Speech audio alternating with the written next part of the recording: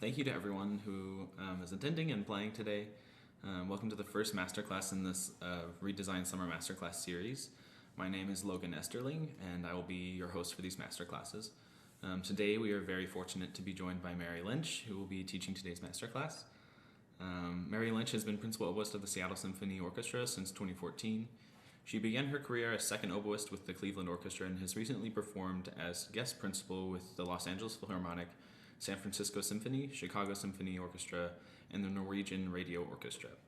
Miss Lynch serves on the University of Washington faculty and has presented masterclasses at conservatories and universities across the U.S. So thank you, Mary, for joining us. We have Thanks. We have 4 performers in the masterclass today. Each performer will have 20 minutes, and we will save 10 minutes at the end for questions for Mary.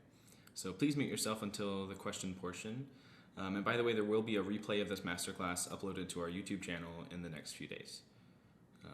So our very first performer is Olivia from Alexandria, Virginia, who will be playing the solo from the Brahms Violin Concerto as well as the slow solo from Don Juan. So welcome, Olivia. Hi. Hi, Olivia. Hi. Remind me, you've played for me before, haven't you? No, I don't think so. No. Oh, I'm confusing you with somebody else. No, well, you went to my school a few weeks ago, but I wasn't playing. Yeah. Yes, that's why you're familiar. Well, welcome. So glad I get to work with you today. What would you like to start with? I guess the Brahms Violin Concerto. Okay, sounds good. Would you like me to just do the first half or the whole thing, or? Let's do the whole thing. That's part of the challenge for this solo. Yeah.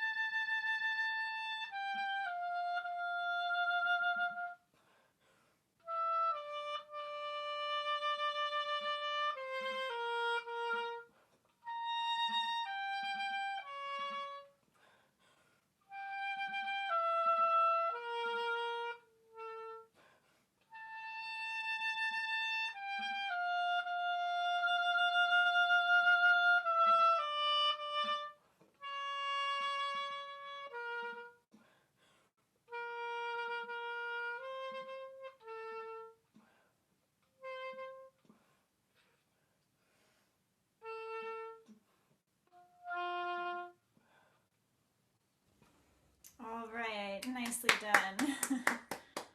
Bravo. Lots of good things, Olivia. It has a beautiful singing quality to it. I love the way you blossomed at really the pinnacle of the whole solo, that big hairpin around bar 17 to 18. That was really beautiful. You also take excellent breaths. I don't know if anybody else noticed that, but that you breathe really fully out first and then in, which is so important for a long melodic solo like this. What I'd like to work on is vibrato. So tell me a little bit about what kind of work you've done so far on vibrato and your approach to vibrato now. It's definitely throat vibrato. What I've been working on with my teacher recently was trying to get it a little lower Mhm. in the sound, and I'm like trying to fight it, trying to come up higher. Yeah, I totally relate. And I actually hear a lot of what I struggled with when I was a student in your vibrato. So I want to dig into that a little bit today. I think you're on the right track. Like, it's a little high, it's a little bit tense sounding, and we want to get it more integrated into the tone. Um, so let's experiment a little bit with different ways to produce the vibrato. So what are can you name some different ways to produce vibrato? You mean just throat and like diaphragm? So Yeah. what I've been taught throat vibrato. People have also done it with the diaphragm, and that's kind of like Yeah, I that's haven't one way found that to do it. effective. Yeah. And then within vibrato that's produced in your throat, there are actually a couple of different ways to do it. So one way is sort of this like epiglottal stop, something that's a little bit more like right? That's a little more percussive, and that's what I hear you doing. There's another way that's more of like what you might call a laryngeal undulation, which is more like a vocal vibrato. So I want to try. First, actually, let me hear what happens when you're focusing on the vibrato and keeping it low, Okay. maybe on a middle D.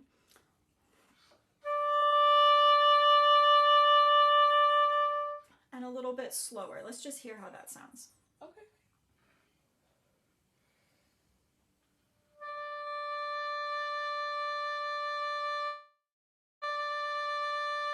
Yeah.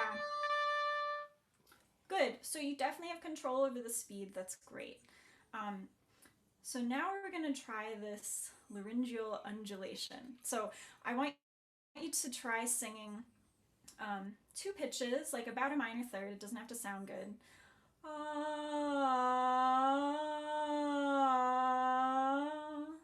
Okay.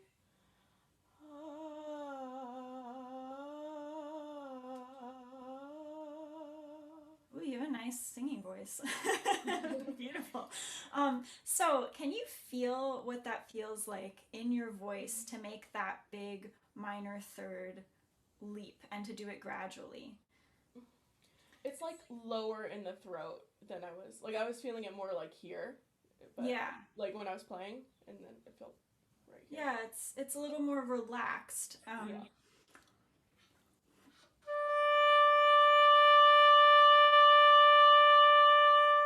So what if you try something more like that on the oboe? Try to mimic that same feeling instead of the percussive feeling. Okay.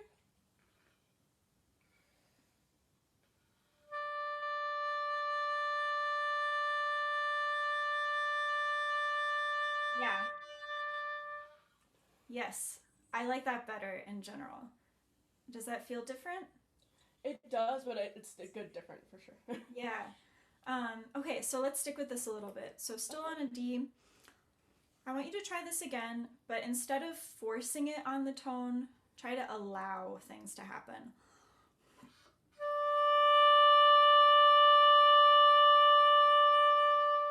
And the second you sense that you're forcing it, I want you to just back off and see how long you can sustain that without forcing.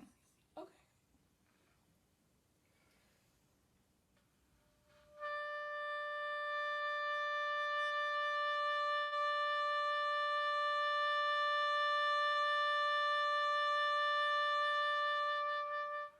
Yeah, oh yeah, you got a nice little spin at the very end of the note. That's what we want to go for. So let's take this in context a little bit. Okay.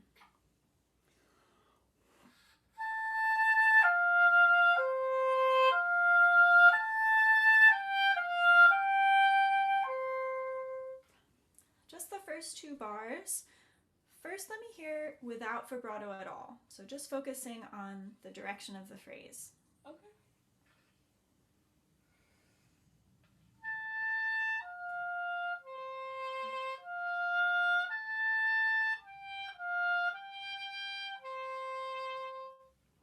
A little bit of vibrato crept in there. Yeah, I felt that. Yeah. Let's hear that one more time. And I want to hear clear direction to one point, and that is to beat 2 of bar 2 to the G. Okay.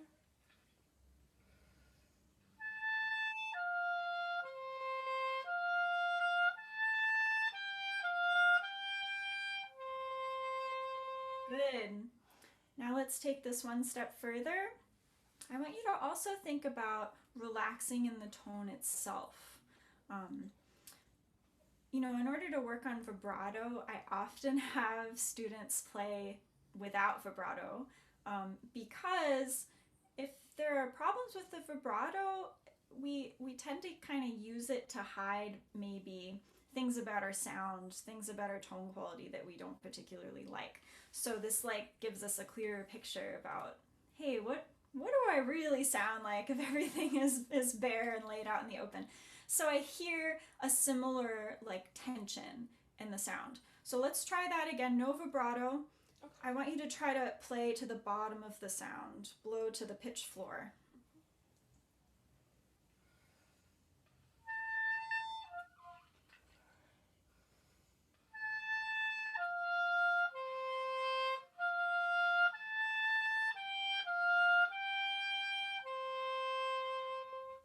Yeah, a step in the right direction.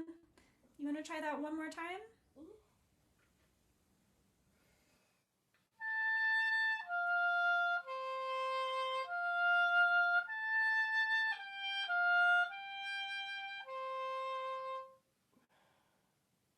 Yes, excellent. And the amount of vibrato that just crept in naturally, I wouldn't really want to hear any more than that. I thought it was beautiful. It was integrated to the tone instead of implied on top of the tone. Does that make sense? Yes. Great. So let's go through the first half of this once more. Another thing more specific to this music that's really important is being able to imagine the second bassoon line. Are you familiar with that? Because this is really a duet more than a solo, I think. Yeah, it's been a little bit since I've looked at it, but yeah. Okay. Yeah, so I think one of the best things you can do to prepare orchestral excerpts is to just listen to a ton of recordings and try to, of course we want to listen to the oboe player and figure out what they're doing that we might want to borrow, but it's important to also listen to the other parts. Or even better, find a bassoon friend and just ask them to play this with you. I could tell you weren't imagining the bassoon line. Bars 7 and 8, the quarter notes on the second half of the bar, the bassoonist has 16th notes. So you have to make sure that you don't move too soon on those tied Fs. Okay. Yeah, so let's hear the first half of this again.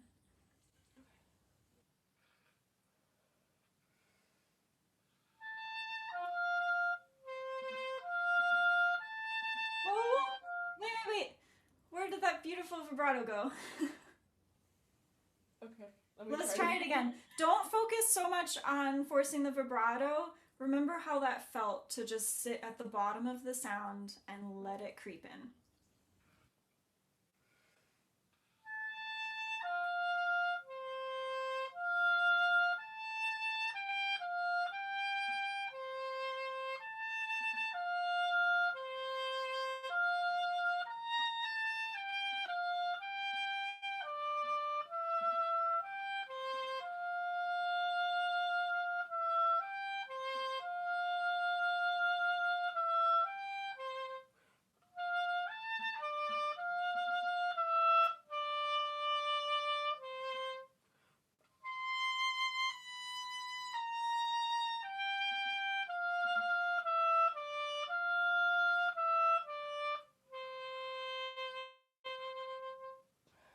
Yeah, nice vibrato on the last note, and in general, much better.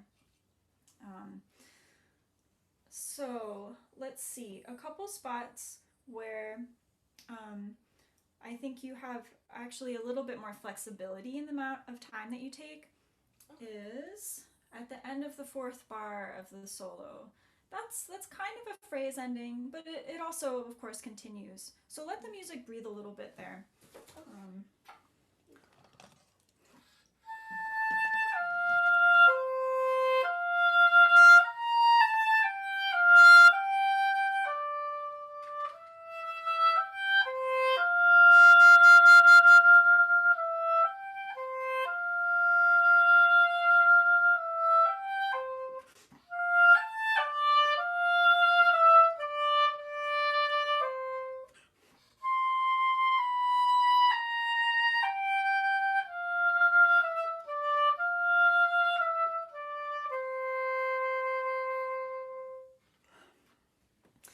I just kept playing because I figured I'd show you a few more things. So the other thing I wanted to show you was in bar 10 that you have, again, a little bit of flexibility to take some time. It's just more elegant that way because it's kind of an end of a phrase even though it continues. And in bar 9, make sure that you don't overhold that 16th note rest. I want you to almost play the rest, right? The rest should have just as much musical intensity, even though there's no sound there. So try to make that feel like it's almost part of the melody. Okay. Let me hear the whole first half of this again.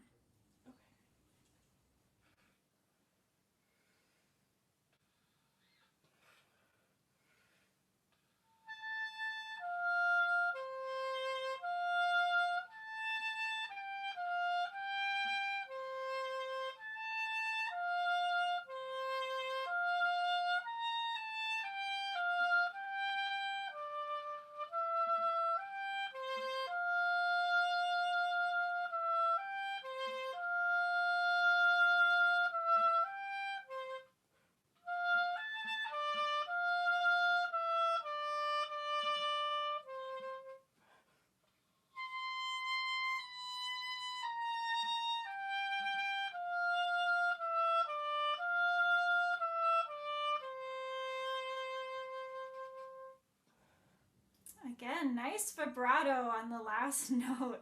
It's really beautiful. So you may have done a little too much time between bars 10 and 11, but that's good. It's good to overcompensate, then you know what the other end of the spectrum is. Let me hear, I still am not happy with that 16th note rest in bar 9. Let's try a version where you actually play a 16th note. My students know that I'll often ask them to play things and articulate the subdivision. So like,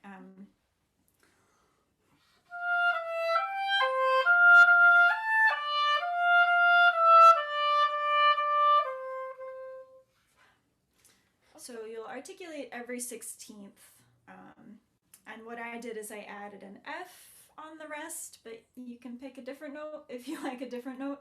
It's mostly to get you to feel that continuity of the line, that the rest doesn't stop the music. Okay. So you want to try that just on those 2 bars? Yes. And we have just about 2 minutes left. Okay, thanks.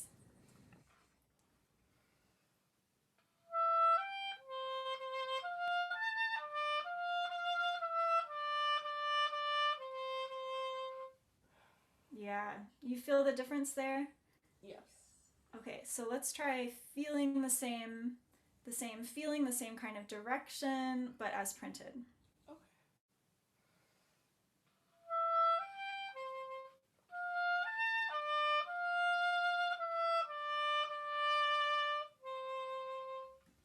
Yes, excellent. That might mean if you are relying on that 16th rest, which I know some people do, if you rely on that for a good breath, that's going to cause problems with the timing. So there might be, you might have to take a bigger breath or sneak a breath somewhere before that to make it a little bit easier. So we just have a couple minutes left. Why don't we tackle the end of this solo? I know it's really deceptively challenging just to play like an F arpeggio, right? Let's see, how about, can I hear you play from bar 26 from the end of beat 1 from the high A to the end. Okay.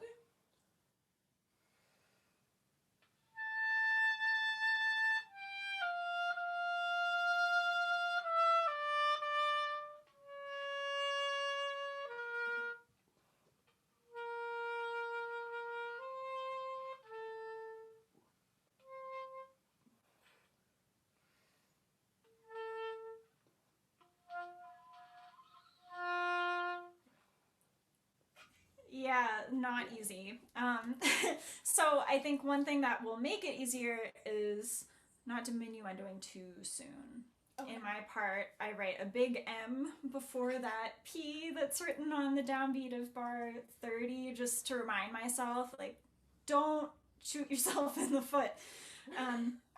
Another thing that's going to help, Olivia, is a breath after the first eighth in bar 28. Okay. I think it's just going to give you a little extra energy for the end, and musically, it makes sense to breathe there as well.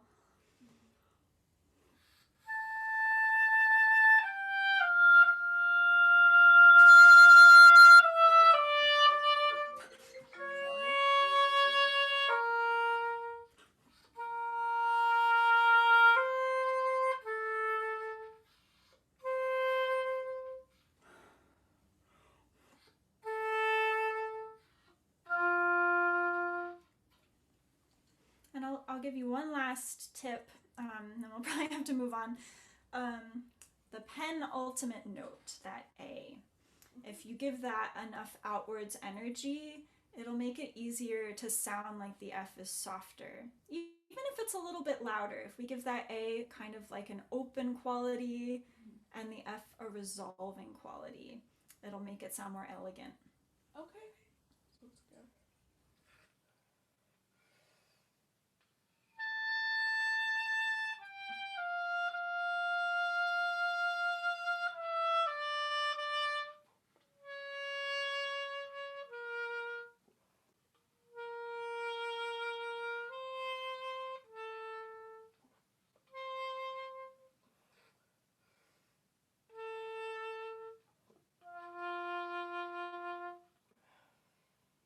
Yeah, that's a nice way to end. Bravo, Olivia. Yeah, beautiful job. Thank you so much, Olivia. I loved hearing your vibrato develop in that little section. Yeah, that was great. Awesome. So our next performer is Kalina from Eden Prairie, Minnesota, and she will be playing the slow solo from Rossini's La Scala di Seta and Bartók's Concerto for Orchestra. Great, welcome, Kalina. Hi. Nice to meet you. Nice to meet you. Yeah, likewise. What would you like to start with? I would like to start with La Scala. Okay, sounds good.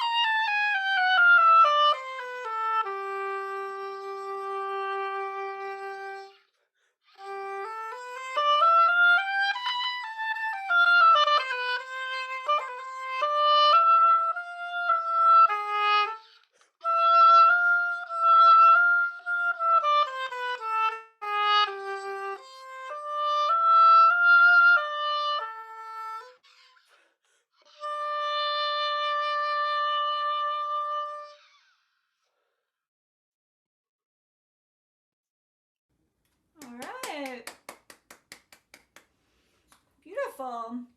So expressive. I love your playing. It's gorgeous. Yeah, the way that you carry through the held notes and don't just like sit there in the sound is so beautiful.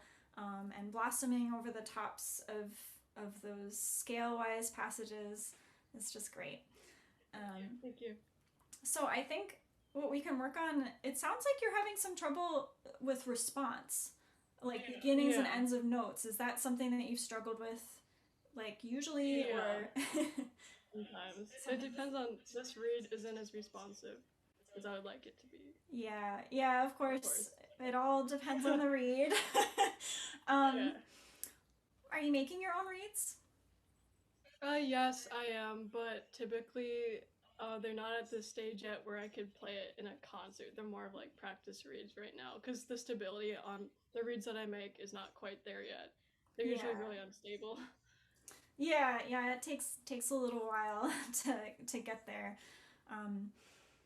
Okay, well, so let's see what we can do playing wise to make beginnings and ends of notes more reliable. Okay. So a big part of that is how we prepare for that first sound that we make, right? Can you talk me through what you do to prepare to play? Yeah, so normally I make sure that I have some sort of sense of air going before, and I know some people put their tongue on the reed and then release their tongue off of the reed so that they know that it's going to come out, and you have the air going while you do that. And I'm trying to do that more because I think it's worked for me lately, but I just make sure that I'm also basically just getting the air going ahead of time and not clamping down on the reed too much, I think is what I do. Great. Yeah, all good things. And I think what you mentioned, that feeling of playing before you're playing is really important, or supporting before the start of the sound and supporting after the end of the sound. Just like you'll see a cellist before they play, sometimes they'll start wiggling their finger on the string before and after. That's kind of like what we want to do, but with our air and our abdominal support. So let's practice starting a few notes. Why don't we do this? Let's do this on an A to start. So I want you to think 1, 2, breathe, prepare, A. 1, 2.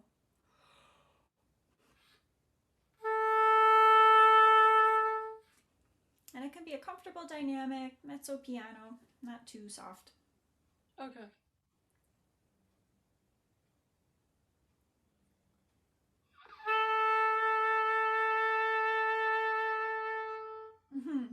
So what I hear happening is the preparing and the tone kind of all happen at once. And so then there's less control over the quality of the start of the note. So that's like the other element of this. Besides just making sound, it's the quality of that first attack. We want to be able to release the sound in a really gentle way, in addition to releasing the sound in a really surprising and forthright way, and everything in between. So this might feel a little weird. Let's break it down like to really minuscule parts. So I want you to have the sensation when you take your breath of feeling your abs engaged, right? And then also, like you mentioned, I want you to feel that you have the tongue on your reed, but you're already blowing. So let's try that kind of out of time.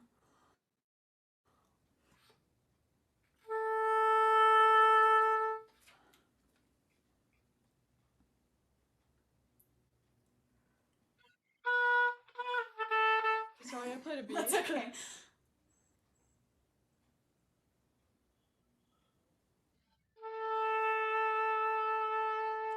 Yeah, that was really beautiful. I felt like I heard a fully formed and fully supported tone with all of the beautiful layers that you have in your sound from the start of the note. So now let's try putting this in a little bit more of a tempo. So let's do that. 1, 2, breathe, prepare, release. Okay.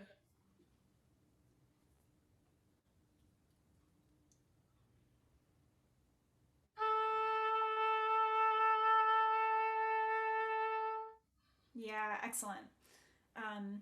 So let's add one more thing to think about to this. Now I think you're preparing for the sound really well. You're supporting before the sound really well. What could be better is I want you to think about how you remove your tongue from the reed. So if we bring it back really suddenly, it'll sound more like this.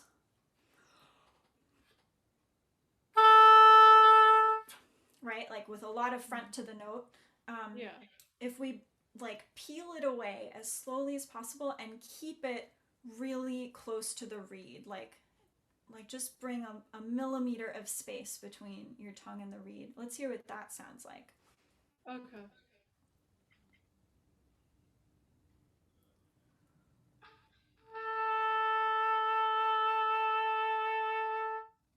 That's okay. Let's try it again.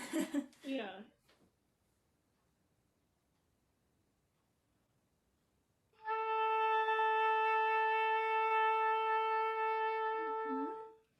So that sounds to me like you may be like everything's happening all at once. There isn't as much good preparation before as there was a minute ago. Yeah, you want to try that again? Be really deliberate about thinking 1, 2, breathe, prepare, release. Okay.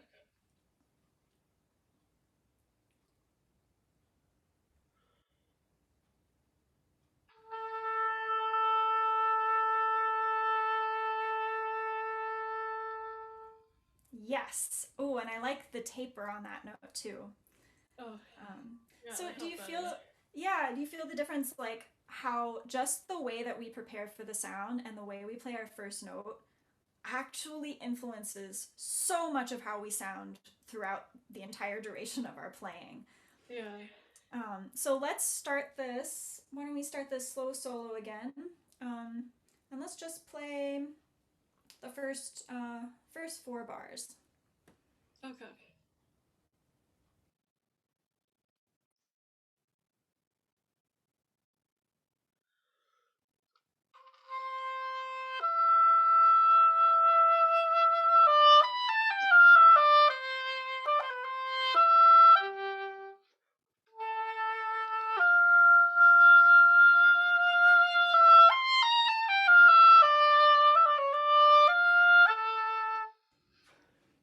Okay, it's hard. It's harder to do it in context, Yeah. right? Than on just one note. Also, it's it changes it a little bit when we play a pickup versus having an entrance on a downbeat, because we don't want the pickup to have a vertical sense to it, right? There has to be a feeling of destination to the next downbeat. So even more important to support before the sound, because that will help you control that horizontal directional quality to the first attack.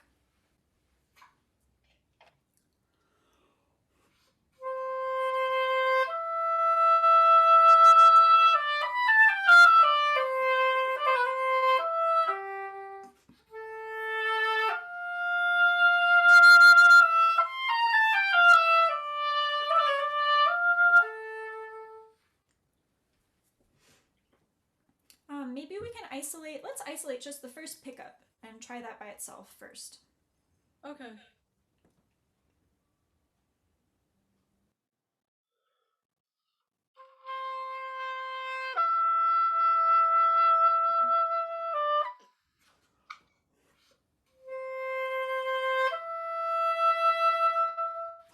Do you hear how, like, I want you to have that sensation that you had before on the A, where you can feel yourself with the tongue on the reed, ready to be playing. So it might take a little longer to prepare. I see it happening all at once, like, right? But let's have that brief moment before the sound speaks. Okay.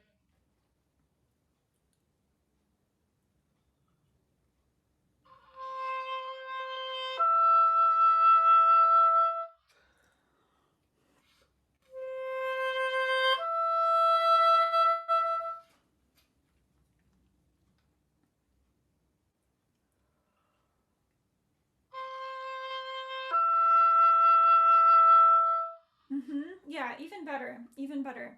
And what happens if you remove your tongue more slowly and keep it close to the reed?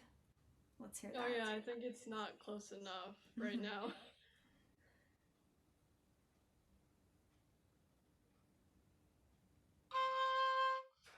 I just went away really fast. Yeah.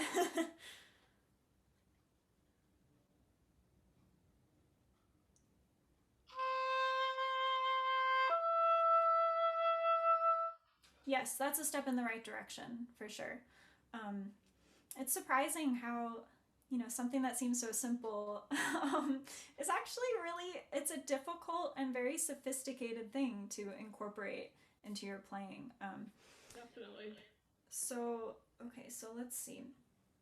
A couple more specific things just as we go through the rest of the solo. We have to be careful sometimes.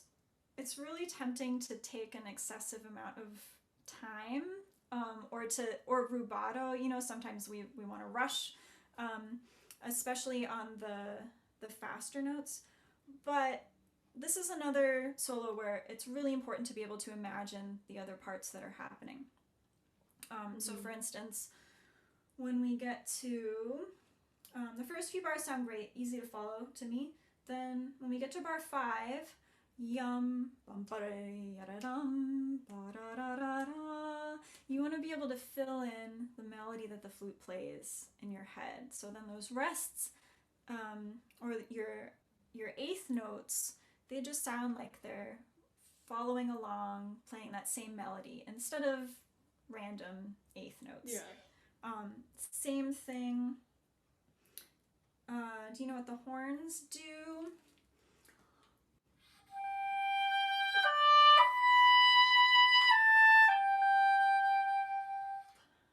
For 1, 2. Do you know what the horns do during those rests? Yeah, they have the eighth notes. Yes. Da, da, da, da, da, Golden. da. Great. Yeah, so make sure that you're really engaged with that imaginary orchestra in your head as you play along. Okay. All right, why don't we start this and let's go through the whole solo one more time. Okay.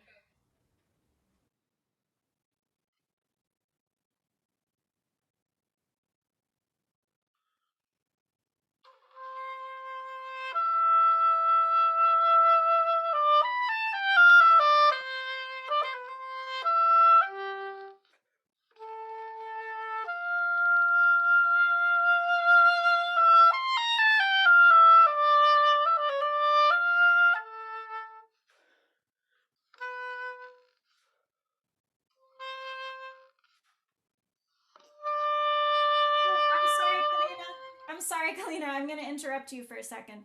So you suddenly played in a much slower tempo when you get to the eighth notes. So that's what I mean about if there's this really intense imagination happening, like if you're playing the rests, just like I mentioned in the Brahms, if you play the rests with as much musical intensity as if you were playing the flute melody, that's what's going to make moments like this sound really convincing. Why don't we go from, can you take it from the second pickup, the A, and go on? Yeah.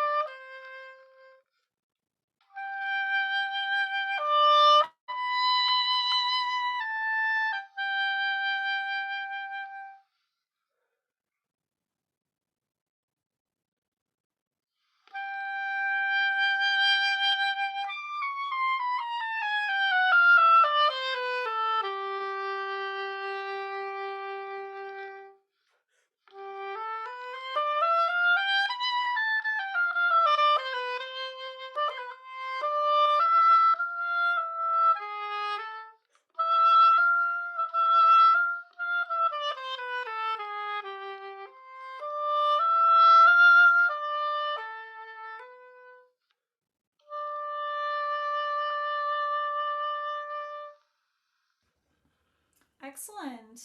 Very nice, Kalina. Yeah, I could follow what you were doing much better that time.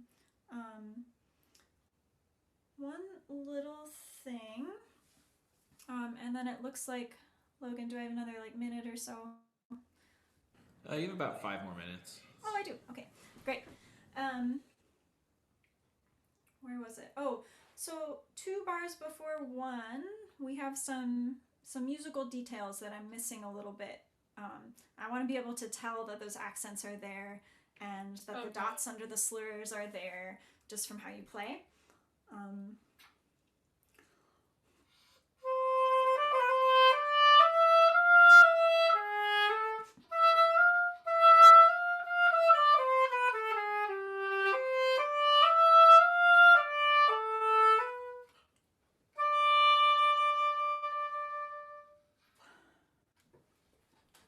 Okay.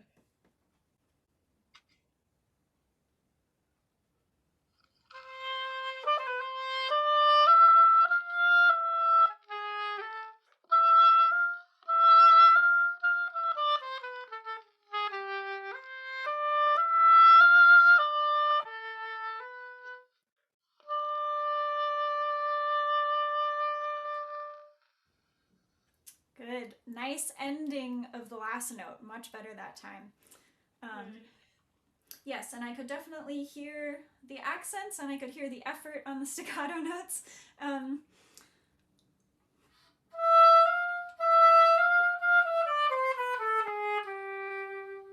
So it doesn't have to be excessively short. They can still have some length to it, almost like if you were a violinist, you would play all of those on one bow, but articulating as you go. So it can be a little bit brushier, I think, and that might help the notes speak better.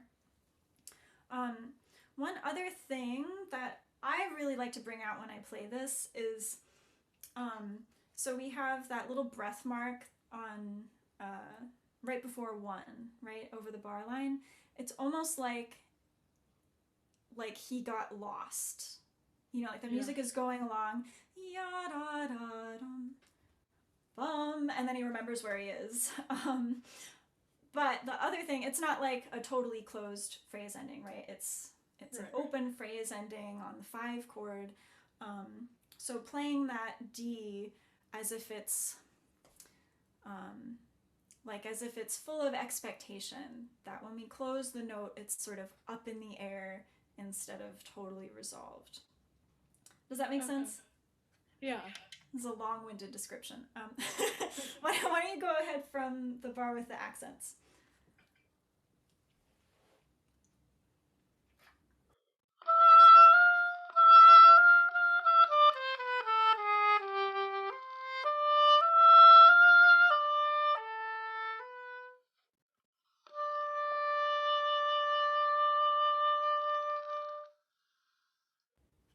Yeah, excellent.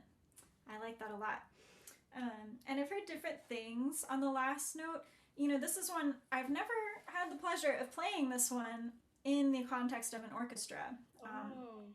It's not programmed very often. Neither is the opera, to my knowledge. I also play in the Seattle Opera, and in my 7 years here, it's never been programmed. But I've heard on a number of different recordings, some stay really quiet on that last D. Others play it out a little bit more forcefully at the beginning of the note, so you can sort of figure out what feels right to you in that musical moment. Okay. So why don't we take it one last time? I just want to hear the second half of this solo again. Mostly to solidify something that you did. I could tell that time that you were listening to those imaginary eighth notes in the horn, also in that bar that's just the whole note on the low G.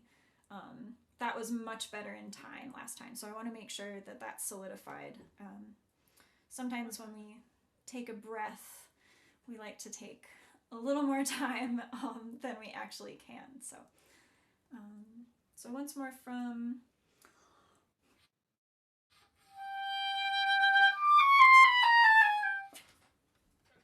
Okay.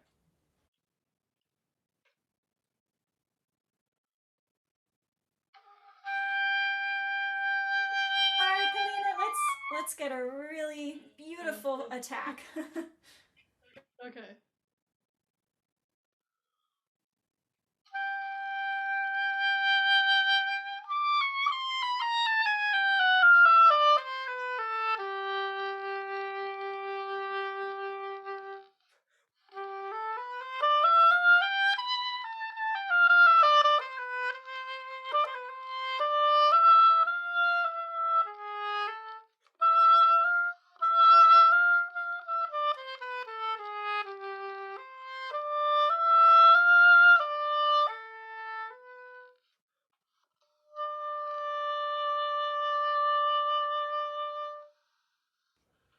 All right, very nice. Beautiful job, Kalina. Yeah, very nice lyrical, expressive playing. Really good. Great job. Yeah, great. So our next performer is Eleanor from Fort Mill, South Carolina, and she will be playing Morceau de Salon by Kalliwoda. Hi. Hi, Eleanor. There you are. Hi. Welcome. How are you? I'm good. How are you? Good. So do you want to start right from the beginning of the Kalliwoda then? Yeah. Okay. And you can stop me whenever, because, yeah. Yeah, maybe we'll do like the first page-ish. I might stop you before the bottom of the page somewhere. Okay.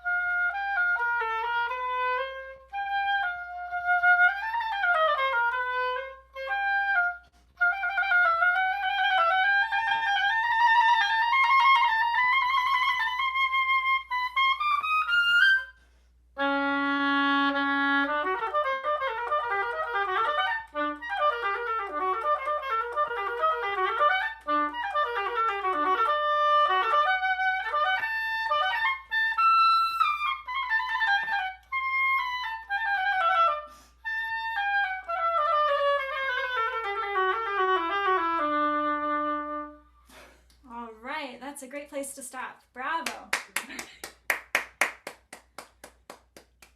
Very nice, Eleanor. Super virtuosic. Sounds very impressive and expressive in general. What I'd like to work on is, so you have this great, like, generally expressive quality to your playing. I want to work on finding some more contrast and really specific expressions, specific feelings, specific images. So your playing has more variety and interest in general. And there's so much of that in, like, especially in this first, like, big long opening section. Yeah. I don't know if you can hear my cat is crying in the background. I'm sorry. She's mad because the door to the practice room is shut, and so she can't look out the window. Okay. All right. So the beginning, we have some musical clues to tell us what's the general character. So what are some musical clues that you notice? I see agitato at the beginning, Mm-hmm. which I would assume a little bit agitated. Mm-hmm. And there's some retards. So there's some ebb and flow in tempo, but probably not too much. Dolce, so sweetly. Yeah, well, that's kind of into the next section. Let's focus on, just like the opening. So the other two big things that are musical clues to tell us maybe what the composer has in mind and how to interpret what's on the page is the key, right? Mm-hmm. So what key are we in here? G minor. G minor. So we're in a minor key. The dynamic, right? It says piano. So piano agitato, that makes me think of like a sort of nervous whisper, something that feels urgent. And then the other thing is the tempo marking. So allegro, not too much allegro though. So we don't want it to sound, rushy. Yeah, so all of those things inform the kind of voice that I want to speak in at the opening.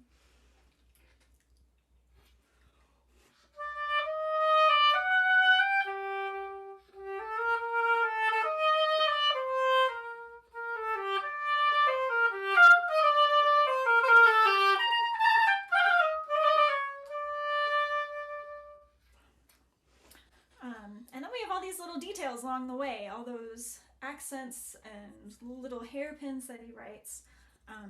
So there's a lot to do here. Let's play through just that first opening phrase, through that first retard bar.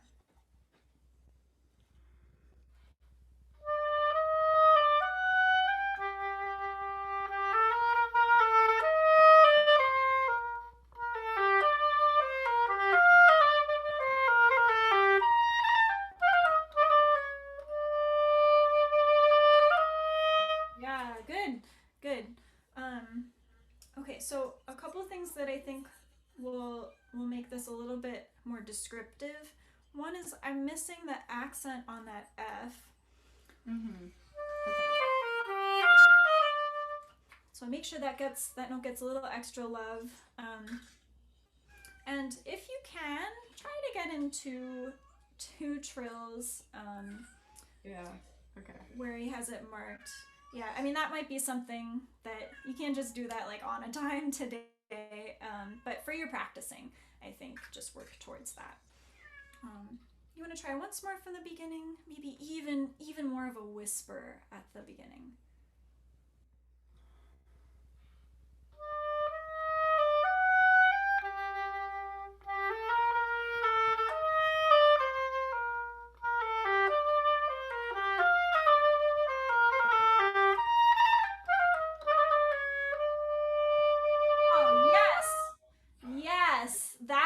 That grabs me. I want to hear the whole rest of the piece. I'm like, what is she gonna show me today? That sounds awesome. Okay, so moving on, we have more of the bars. Then, where do you see the characters start to shift? I guess the dolce part. I guess on measure 26, 27, 28, 29. Yeah, and even before that, I see something a little bit different start to creep into the picture. Maybe something kind of playful happens those 2 bars before the dolce where the melody changes. Okay.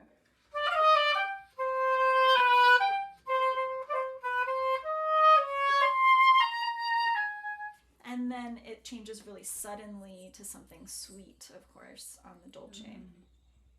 So you might want to try on those syncopated rhythms where he has the accents on the middle C's, that the G's are nice and crisp and short and buoyant, so we can land in a witty manner on the C's.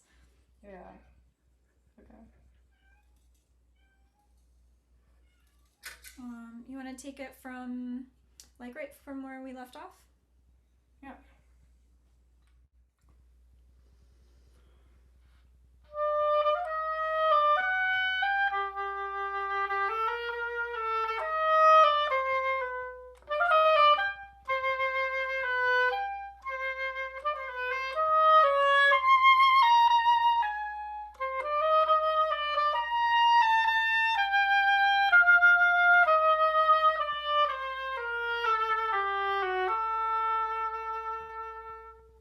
Okay, and let's, good. I heard a little more variety that time. So after that, let's think about the phrasing here. So we have that little dolce moment, and then from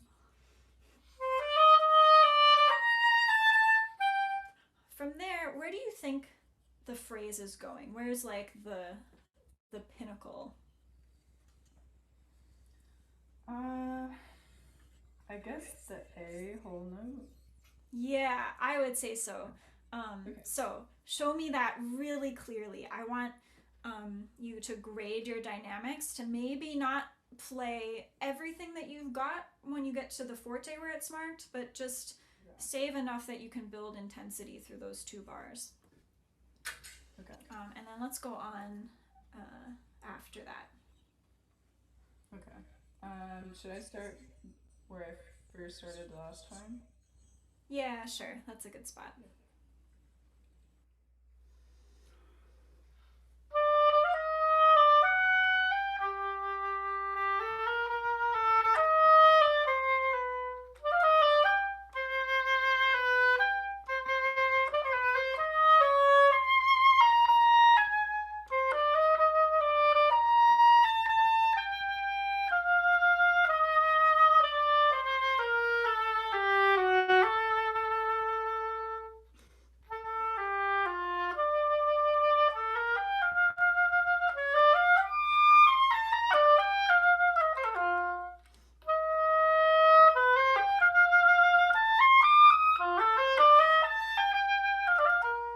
Okay, let's stop there. We're gonna go through this just piece by piece. Yeah. Yeah, beautiful direction. That was super clear to the A. I think we don't have to do it again, but more intensity on the accented notes in general. The way you played it, I wouldn't know that there was anything special about those notes. So I think you just have to do a little bit more there to show the accents. Okay, so after that, now we enter another world. So how would you describe what's going on at that that odd tempo we just got to? It's definitely more expressive, I guess.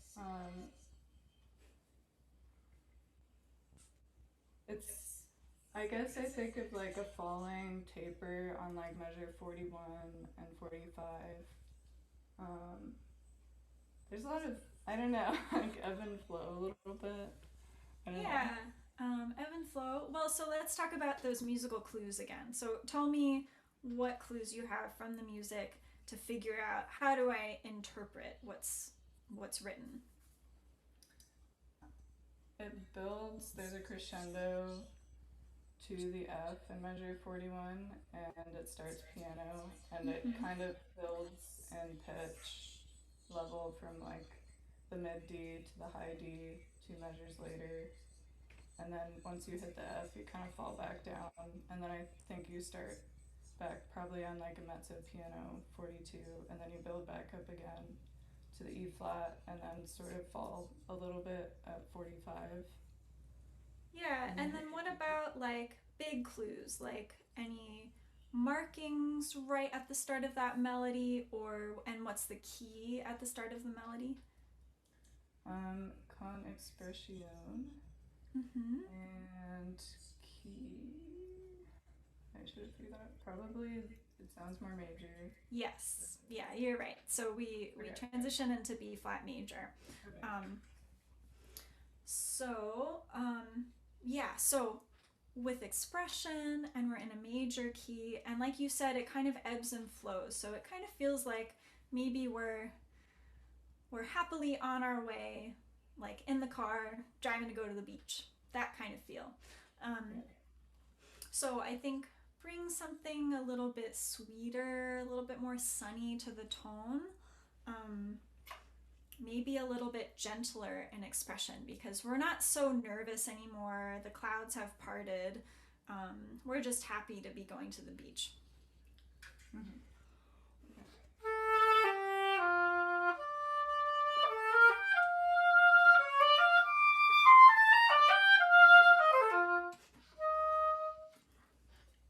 Why don't you take it from the pickups like I just did? Okay.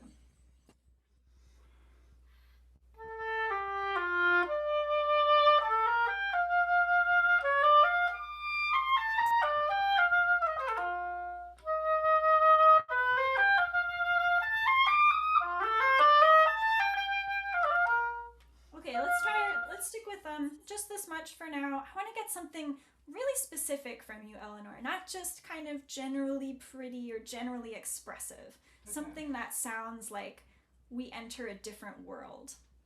Okay.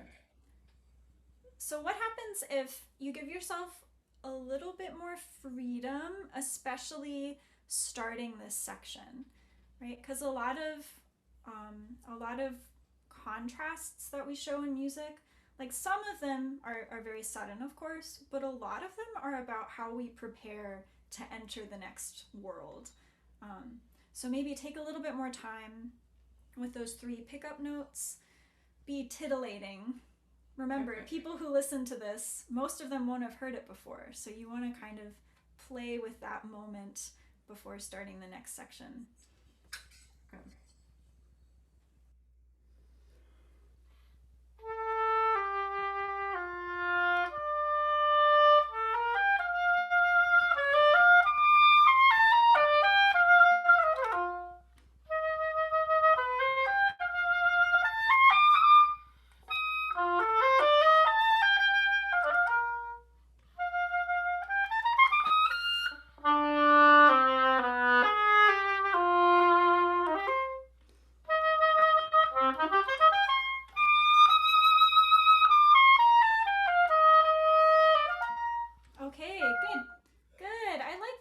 Time there. I think that's nice. Adds just a little bit more interest to what you're doing. Mm-hmm. Breaks up the monotony.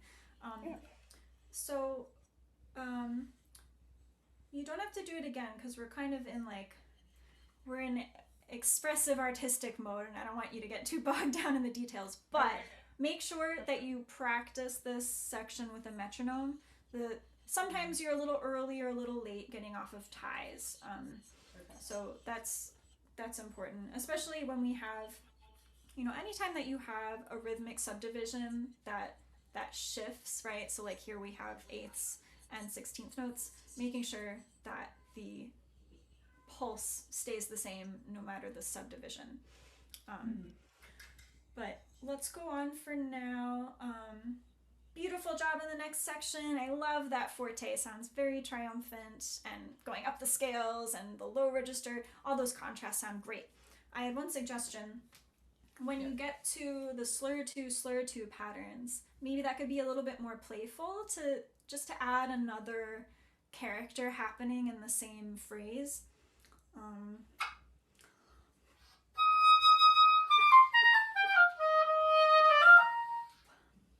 A little bit lifted after the slurs could be nice. Okay. Just a couple minutes left. Okay, thanks. Why don't you take it from, I'd love to hear from that forte.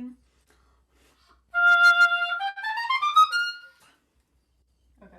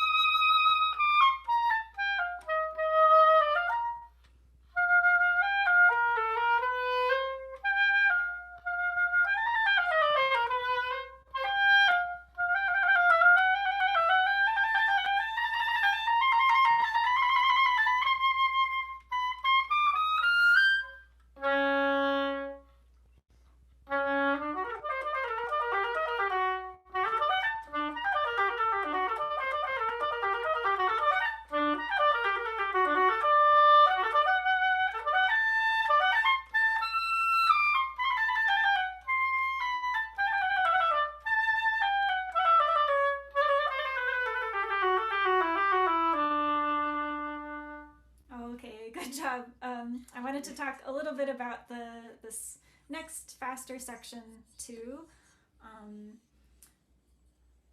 Okay, so I like the time that you're taking to set this up. I think that's great to take a breath before that, between the C sharps. So musical things that we need to bring out in the 16th note section.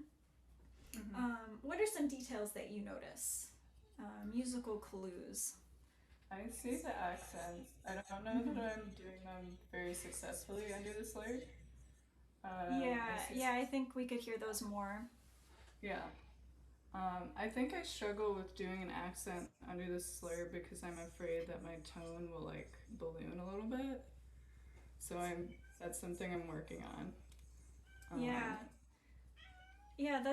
It's a good observation. I think as oboe players, we kind of have to walk that tightrope between like protecting the sound and being fearless, right? Like some fear that kind of maybe keeps us centered, but then we really want to try to be as fearless as we possibly can when we play. So let's try this a little bit slower, just so you're not stressing about the speed.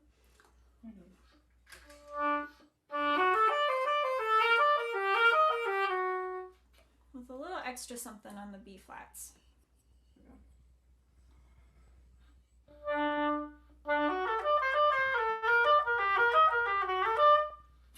Sorry.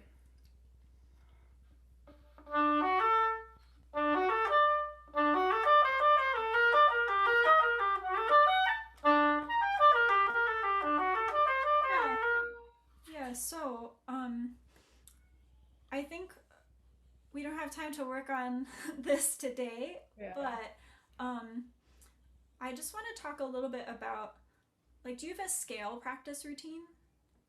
I do practice scales, slurred and articulated at a high air speed, but not.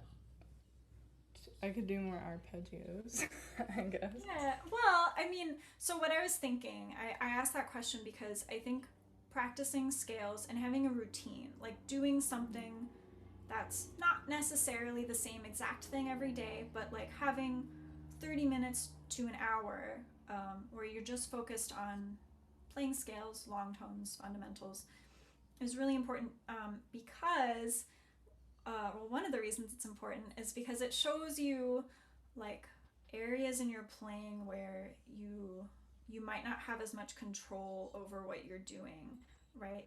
And so what I hear is that certain notes kind of want to stick out, and then changing that around is really difficult. So, long-term goals, I think cultivating that daily scale practice where you're listening really acutely for what notes stick out, what notes are a little sharp or flat, addressing the question of, am I playing the oboe or is the oboe playing me? So I think long term that would be a really good thing to just like add to your daily work. For now, let's just address, I know we just have like a minute left, but let's just address this first bar. For now, what I want you to focus on is just more legato in general and being listening that the half whole notes don't stick out. So let's do this first bar once more slowly.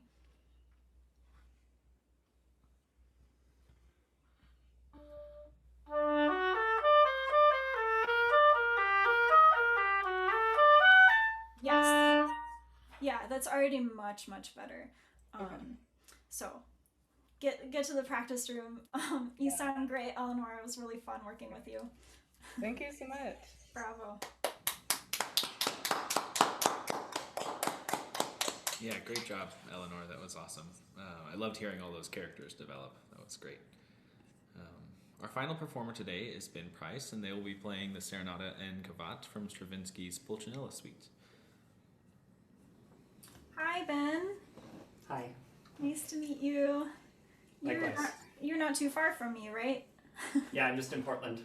Nice. How's the weather in Portland today? It's really nice, actually. I don't think it's going to rain at all. So. Excellent. It's nice here too. Nice Memorial Day weekend. So would you like to start with the Serenata? Sure. Okay. I'm going to take these off while I play through it the first time because I can't really hear myself with them on. Yeah. All right.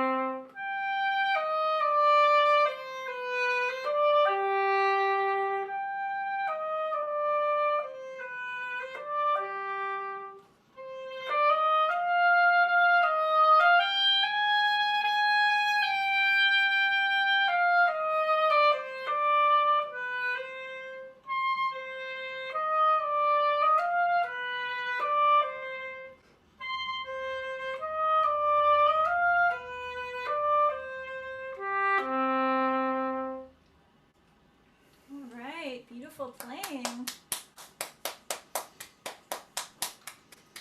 Nice job. Beautiful low C's. Really, really nice. They sounded very warm and round and not at all like a foghorn, so congratulations. Thank you. Have you ever played this one in orchestra?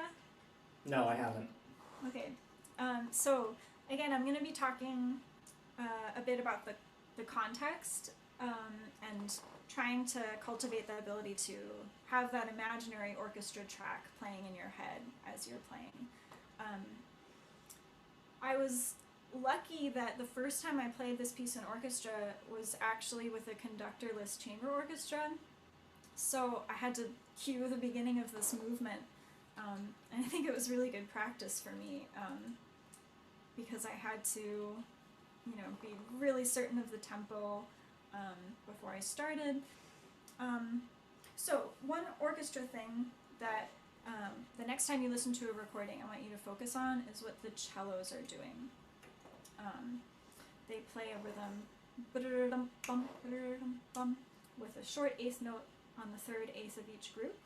And if you have that playing in your head, it'll help you have the sense of flow but also have a consistency of the pulse. And I think your pulse sounds pretty consistent, but maybe we could get more of a sense of flow throughout. So let's talk about that. What, from the beginning, is there like a major phrase point or high point that you're thinking of? In the first three bars, I like to sort of think of it as all going towards the G, because the first three bars are all centered around sort of C minor, but then the G there's something different because it ends on a G instead of on a C. Yeah, you mean the high G, right? Mm-hmm. Yeah, so the downbeat of the fourth bar, I totally agree. I like thinking of it that way, of blossoming towards the G. So let's hear the beginning to or through the fourth bar once more, seeing if you can show more of that horizontal direction.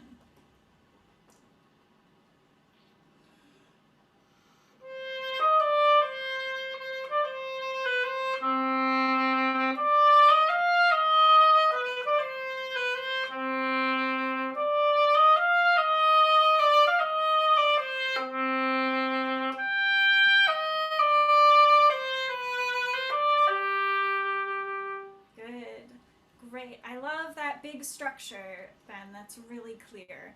And I think the way you played that sets you up nicely to make a softer contrast the second time on the next bar. So let's talk now a little bit more smaller scale, sort of bar by bar. So within that structure, let's look at just the first bar. Is there a phrase shape that you have in mind? There's a couple of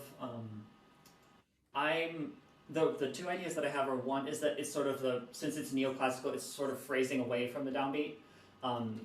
just like the ta da da da, da, and not really going forward. And then the other is that it's phrasing down to the low C. So I'm trying to get a little bit of both of those ideas in. Yeah. So I'm gonna modify that slightly. I like that you mentioned these two different things which seem to be at odds with each other because I'll talk about that in a second. It's definitely there. But I would say, phrasing wise, we're going to big beat 3, and the C is a resolution, not a destination. Because harmonically, we come back to the 1 chord at the end of the bar. So we want that to be less.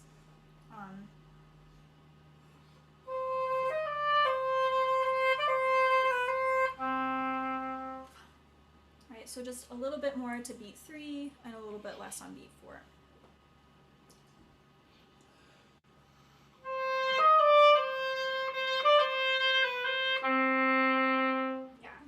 Yeah, that's the shape within the bar, I think. And so then you mentioned this feeling of there's sort of a verticality to it at the same time. For me, I think that I would articulate that as being more related to the meter than anything else, not related to neoclassicism or anything. Because when we have something that's in a 3 meter, like this, right, we have 4 groups of 3/8 notes in each bar. We want it to have that lilting, waltzing, dancing quality of 1, 2, 3, 1, 2, 3, not 1, 2, 3, 1, 2, 3, right? We want that inflection to be part of the music. But doing it too much, it ends up causing us problems because then it sounds too vertical. So the key is to try to find the happy medium.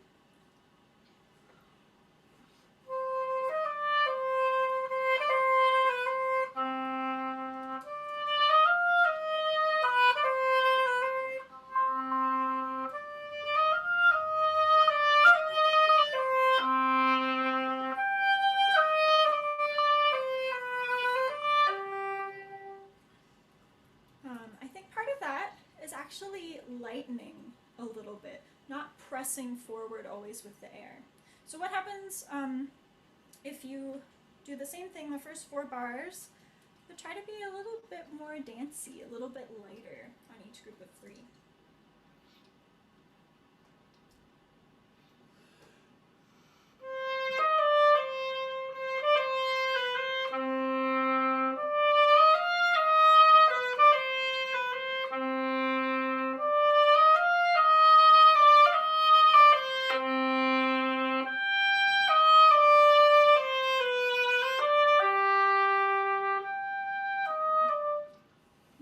I like the last bar in particular.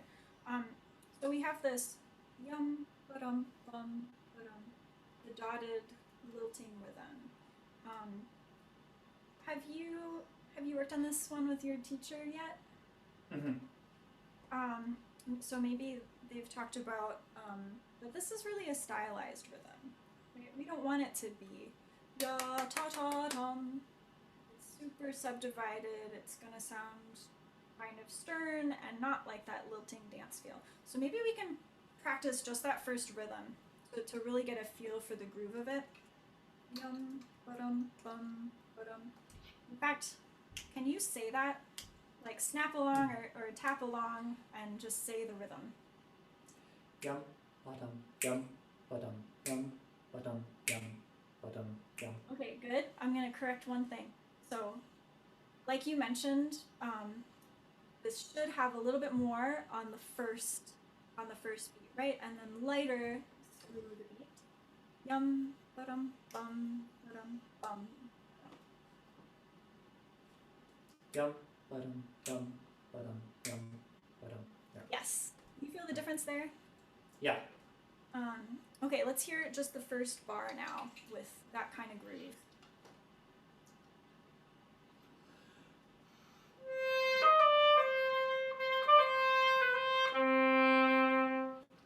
You want to try it again? It sounded a little bit frantic. Let's keep Sure. it with that same laid back feel.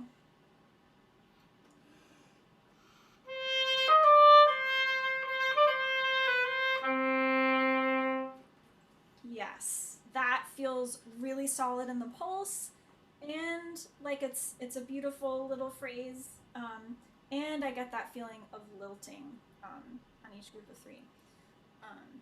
Okay, why don't we start one more time and keep going.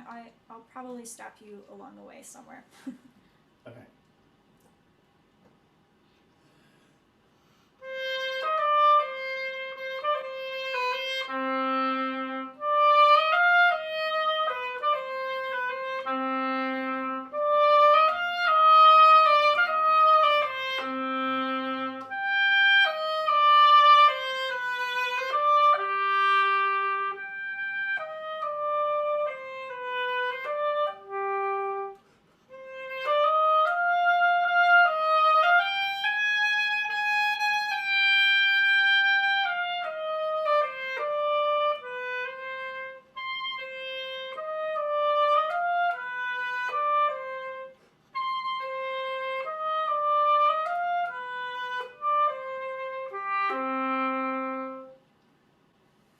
Beautiful.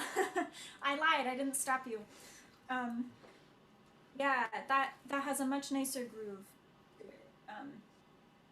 Okay, so let's talk a little bit about the second half of this solo.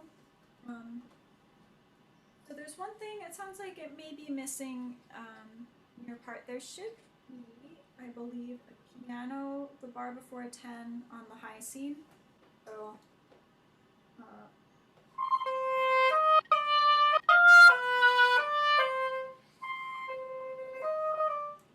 Subito piano there.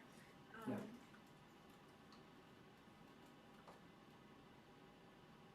And oh yes, so the other thing I was thinking that might be helpful. Everyone's a little bit afraid of that last low C. One way to make it easier is, and I think to make it more musically satisfying, draw a little crescendo going into the downbeat of 10. And it doesn't necessarily mean, like literally getting a lot louder, but just opening up the music so that you're kind of leaving the middle C in this expectant, open way. Just like we talked about in the Brahms Violin Concerto, actually. That penultimate note, we want it to have that open quality, unresolved quality. And then the last note will sound more resolved, even if it's a little on the loud side. Mm-hmm. How about, let's take it from 3 before 10. Okay.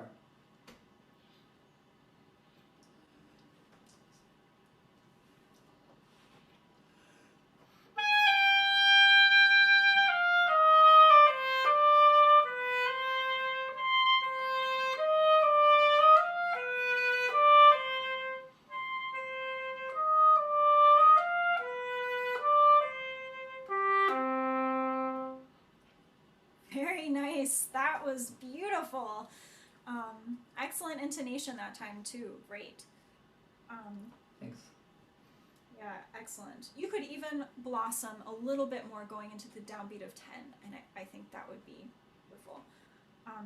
So the last thing I wanted to work on with you is just like some oboistic stuff. So I hear you have a beautiful tone, very sweet and colorful. Sometimes it sounds a little bit pressed or a little bit direct, and I wonder if we can experiment with finding a way to get a little bit more breadth in the tone, like you're giving someone a warm hug. So let's just kind of go through like the oboe checklist of like setting yourself up to make your best sound. Of course, there's the posture, so making sure your feet are like about hips width apart or a little bit wider. You want to feel really secure. Feeling your hips stacking over your ankles, your spine stacking straight up between your hips.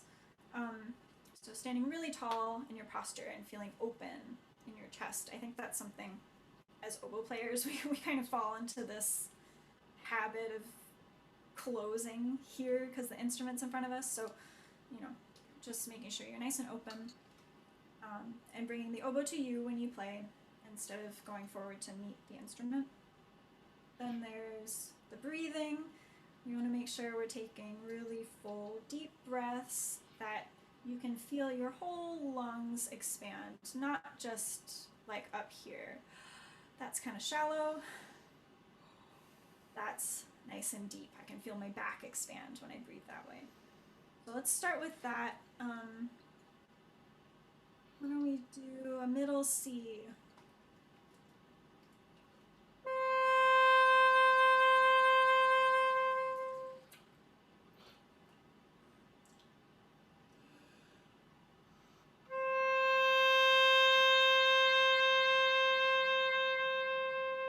Good. And Ben, can I ask you to also, what happens if you relax your arms away from your body a little bit? Like just take up a little more space. Yeah, and a nice deep breath and like a mezzo forte middle C.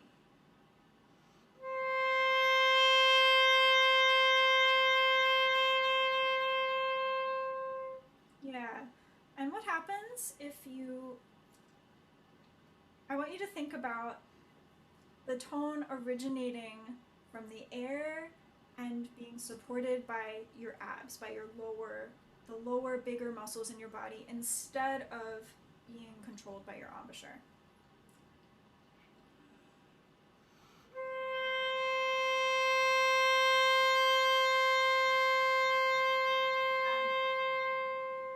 I like that. It sounds like 30% more professional, less studenty.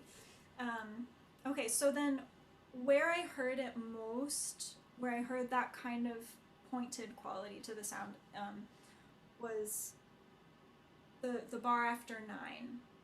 So making that crescendo, I think it's really easy to, as we add air and as we add intensity, that the tone narrows. And what we want is to do the opposite. We want to let it blossom.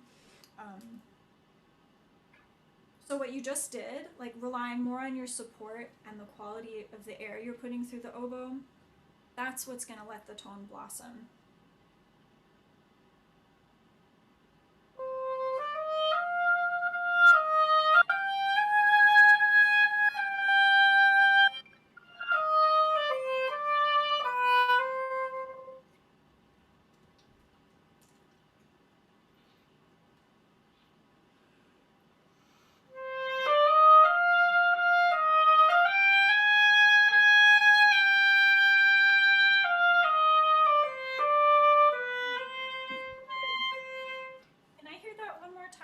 Without vibrato. So we're going to see if the vibrato is masking anything.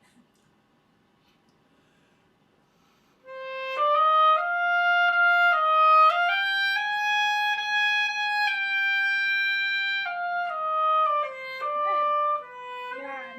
Yeah, you have a great, really centered, really compact sound. So let's see if we can now add the vibrato in a way that relaxes it a little bit instead of adds to the tension.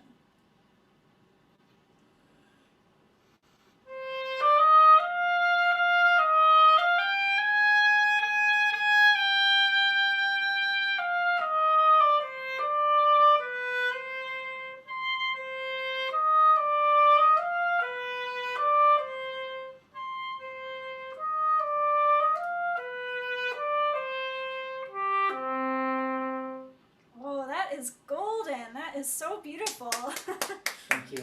Bravo. All right, that might be a good place to stop. Unless we have more time, I could hear the other movement. Sure, we have a few more minutes if you'd like to hear the beginning. Okay. Yeah. Would you like to play the variation? Sure. Yeah, why don't we go through that? Yeah. Do you want repeats or no repeats? Let's do no repeats since we're short on time. Okay.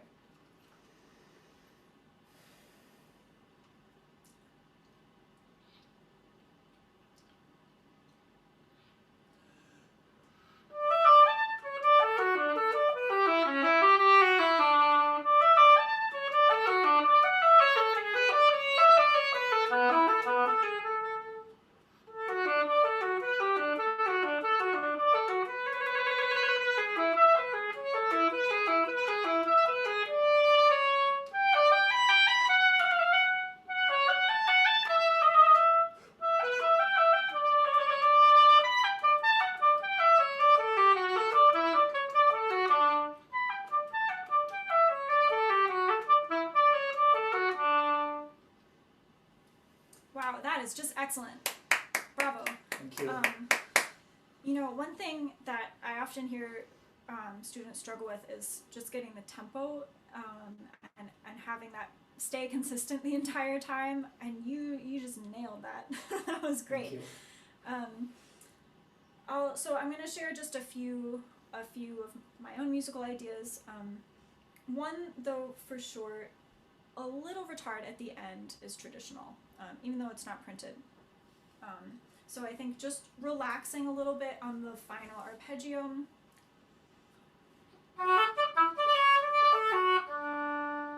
Because then it sets it up nicely for the flute player to go and start their next variation. So maybe we can do like the last 4 bars just to get that timing.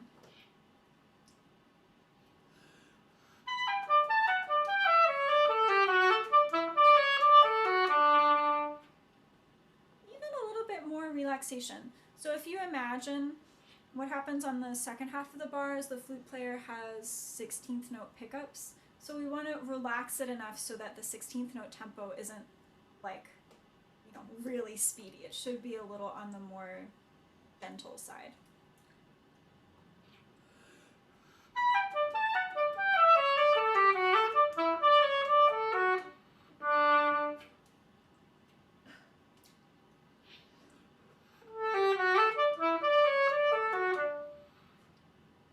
It's in the ballpark.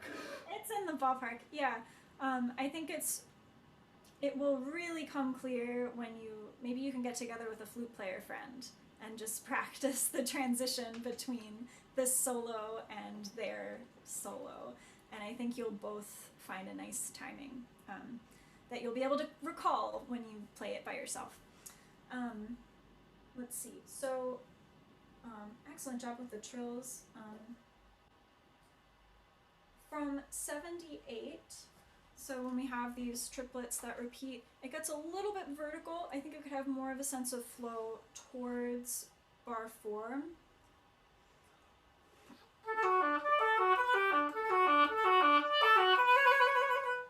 Right, so not so much accent on each beat. You want to just try that section?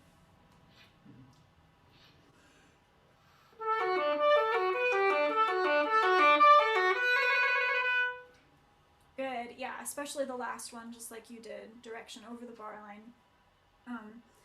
And then one other musical thing that I think is interesting.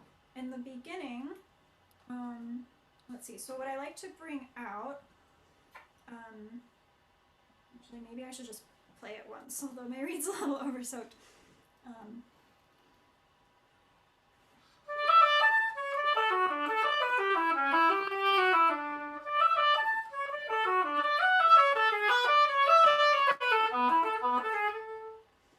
So we have yada-da-dum-ba-dum towards the D. And that second downbeat, that's really the first moment where it feels like a downbeat. The first bar is kind of like a pickup. Then the second half of the phrase starts the same way, but instead of just kind of meandering along, it takes it up another notch to the E on the downbeat of the next bar. So I think showing that melodic stepwise motion is important. Let's hear the beginning once more. So for that feeling of the first bar as a pickup and then showing that contour in the second half.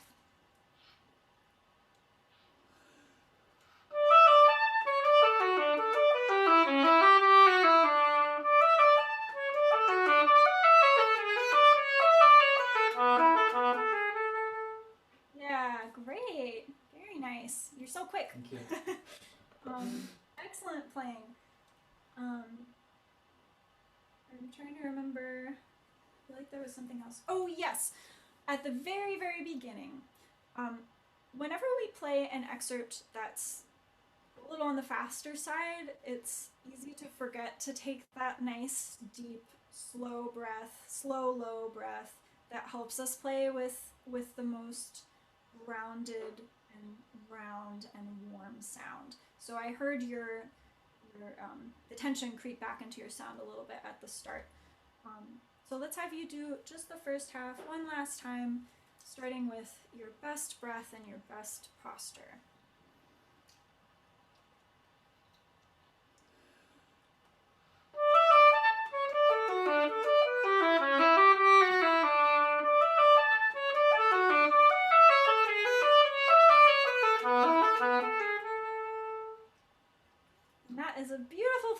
end. Thank you so much.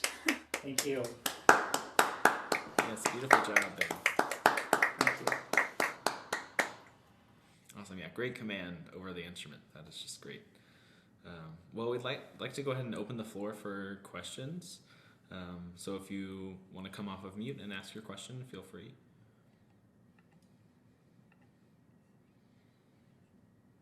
I agree with Olivia's question in the chat. Let me read it. Can we see your cat? Yes. She's probably upstairs hiding at this point. I don't hear her meowing anymore. Otherwise, I'd bring her in.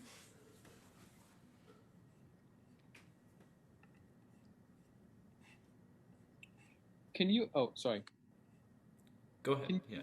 talk about the two different types of vibrato you mentioned earlier? There was the laryngeal one and then the glottal one, I think. Yeah. So there's, a couple different ways that we can produce vibrato and fluctuate the sound, like with our throat or with our voice.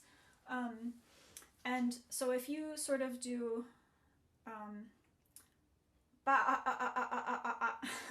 and say A repeatedly, but stop the sound with your voice, sort of chop up the air that way. That's one way to produce a throat vibrato, and some people actually make it sound convincing, but I think the better way is to have something that fluctuates in a gentler curve that doesn't chop up the airstream as much, because then it's easier to play with a vibrato that's integrated into the tone and not something that's kind of imposed on top of it. So a nice way to practice that laryngeal undulation. This is actually something I should mention. I heard an excellent explanation by David McGill in a lecture a few weeks ago, so I've been thinking about this a lot lately. Anyway, so a good way to practice it is if you sing a minor third slowly,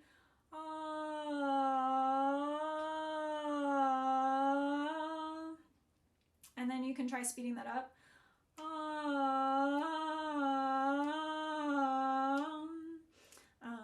And again, it doesn't really matter the tone of your voice, but it's more about feeling like that slow shift, that slow but deliberate shift happening internally. Does that make sense? It does. Thank you. Yeah, great question. Our next question is from Matthew Miller. He asks, could you tell us your fundamental warm-up routine and talk about how to develop one? Sure. So I am a musician who, I can't stand monotony. I can't stand doing the same thing every day. Some people are able to do that, and I really struggle with it, so I have to come up with ways to keep my mind engaged. So what I do is I spend between 30 minutes to an hour doing scales and long tones, but I do something slightly different each day. So for long tones, I might do slurred ninths one day. Actually, I do slurred ninths almost every day. Starting on an A and going to a high B.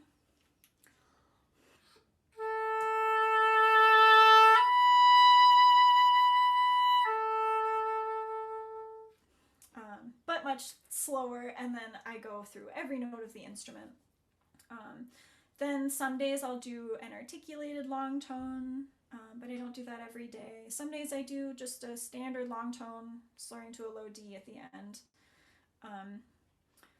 For scales, I also change up my patterns, but I do play scales almost every day.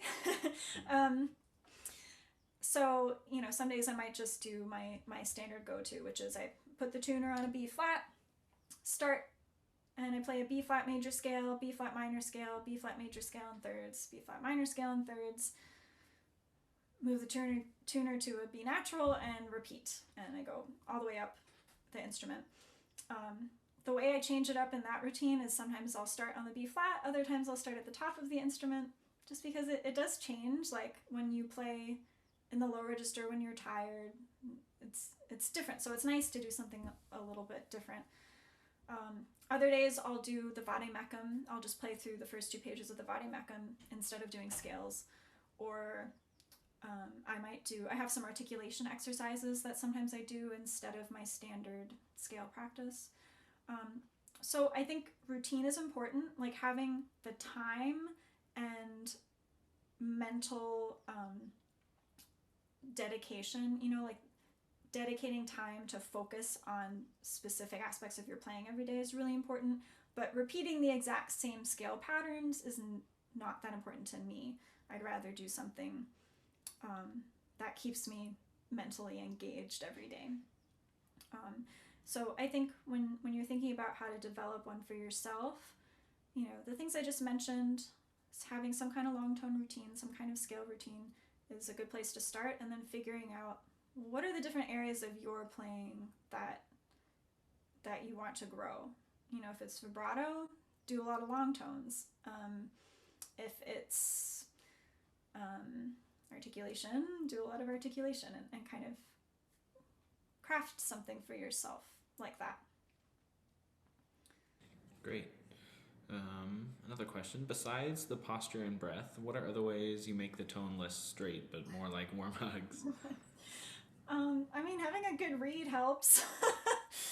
Yeah, I couldn't talk about tone without talking about the read, which I could do, another 2-hour class just on read making. Can't really get into it today. But I think in terms of your reads, if you prioritize certain things, you're gonna help yourself get there faster. So make the read easy, make it easy to play on, make it responsive, make it stable in pitch. Make sure that when you play an A, for instance, and add the second octave key, it isn't crazy flat.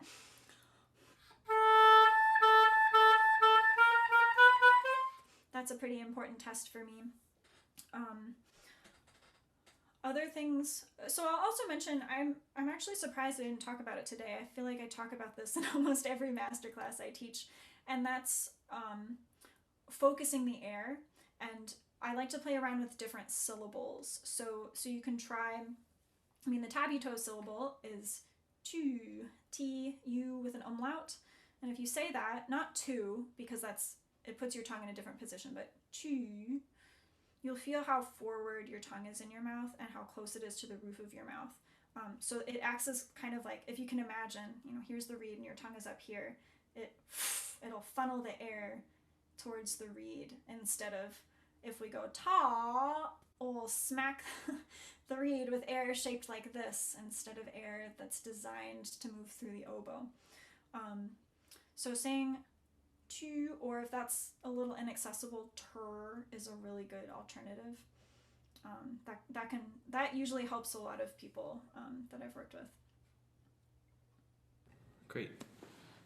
This one is, when you arrive at an audition, what do you do besides warming up to mentally prepare yourself? So I'll sit there with my music, and if I'm in a big warm-up room, with a bunch of people, I'll put in earplugs, because I just want to focus on what I'm doing. I don't want to know how other people sound, because it's just going to psych me out. I think, trying to find a quiet space or quiet feeling for yourself is really important.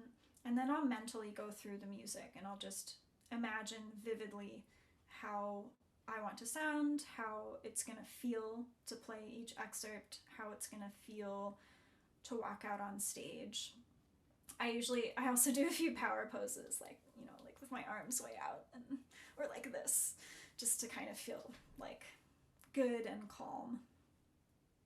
Great. Yeah, and there's a follow-up question, which is very similar. How do you deal with performance anxiety and keeping yourself relaxed? Yeah, that's having a good read. This is a cop-out answer. No, but really, I think having a good read is the best beta blocker there is. I love that. Yeah, I think, I think performance anxiety, it goes much better if I just feel prepared. Like if I feel a sense of ownership and confidence and authority over and love, to use another, I'm thinking of Linda Stroman now, play with authority and love is one of her sayings. But it's really true. If I feel like I have authority and love for what I'm doing, and I can really focus on that and just focus on the music, not focus on what other people might think or how it's gonna go. If I can just be in the music, then that's when I have the easiest time performing. Nice. Another question. When practicing scales, is there a way to remember the order of sharps and flats? Yeah, get yourself you can just Google circle of fifths and print it out. Like, I'm sure you can find some nice infographics in the Google search and just leave that on your stand. Great, and this is our last question. What articulation studies do you use? So I have some articulation studies that I got from Nathan Hughes when I was studying at Juilliard. And if pretty much those are the ones that I use to this day. They're a little bit advanced though, so if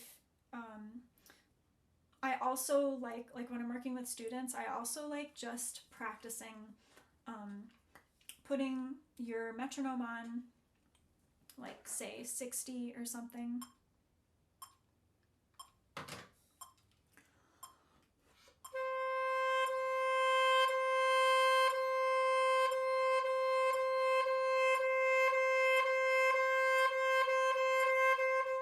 And so on and so forth through 16th notes, all legato articulation.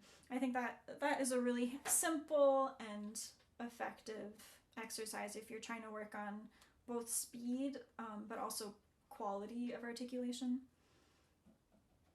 Awesome. Thank you so much. That's great. Well, thank you again to everyone who attended and performed today. And a special thank you to Mary Lynch for teaching all of us. I learned a lot. It means so much to us at Reedesign that you're supporting our efforts to provide education opportunities to the online oboe community. There will be a replay of this masterclass available on YouTube on our YouTube channel in the next few days. And we are also sending out a brief survey for those of you who are here watching. If you have the time, we would greatly appreciate if you can fill that out. Our next masterclass is with Russ DeLuna, solo English horn of the San Francisco Symphony. Audition tapes are due by June 12th, and the masterclass is on June 26th at 12 p.m. Pacific time. We can also find more info at reedesign.io/SMS. So one last thank you to everyone. Thank you so much. Really appreciate it, and great job to everyone playing. Yes, bravo. Yeah. And we hope you have a great summer and enjoy your practice, and have a good day. Thanks, everybody. Thank you all. Thank you. Thank you for your time and wisdom.